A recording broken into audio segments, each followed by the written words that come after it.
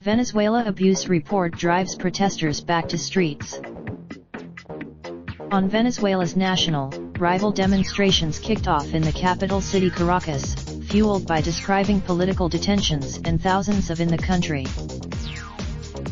In the middle-class streets of eastern Caracas, protesters gathered in large numbers at the call of opposition leader Juan Guaidó.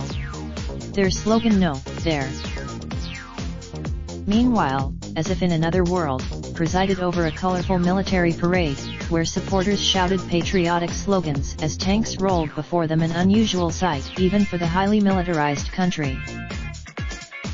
UN High Commissioner on Human Rights Michelle Bachelet, who oversaw the report, they said, had simply been following a script written by Washington.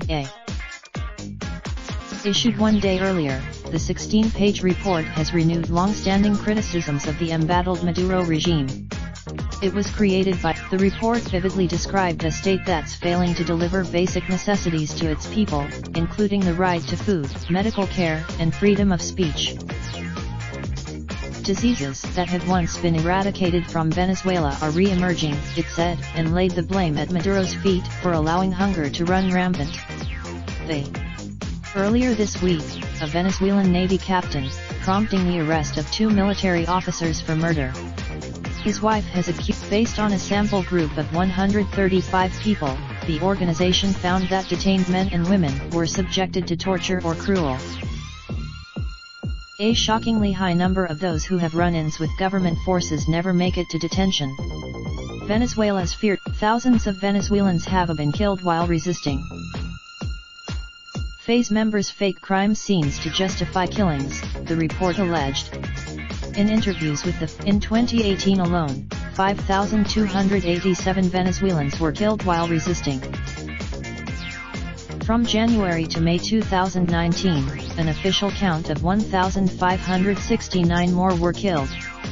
Local organization. The Maduro administration has fiercely rejected the OHCHR's findings. In a statement it also criticized the organization's methodology and accused it of omitting Venezuela's achievements in murder reduction, which it credits in part to stronger law enforcement. Before the report's release, Bachelet had visited Venezuela in June.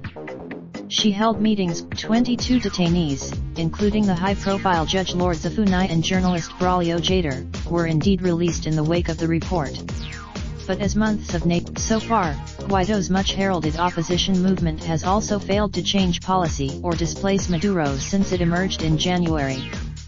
Friday's protest, asked by CNN's Issa Soares if the country's opposition movement had lost its momentum after failing to unseat Maduro, Guaidó, who has been recognized by the US and more than 50 other countries as Venezuela's legitimate leader, nevertheless responded that they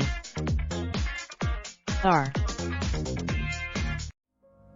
Raindrop, drop top, smoking, no cooking the hot pot. Fucking on your bitch, yeah, that. Looking up, open the park pot.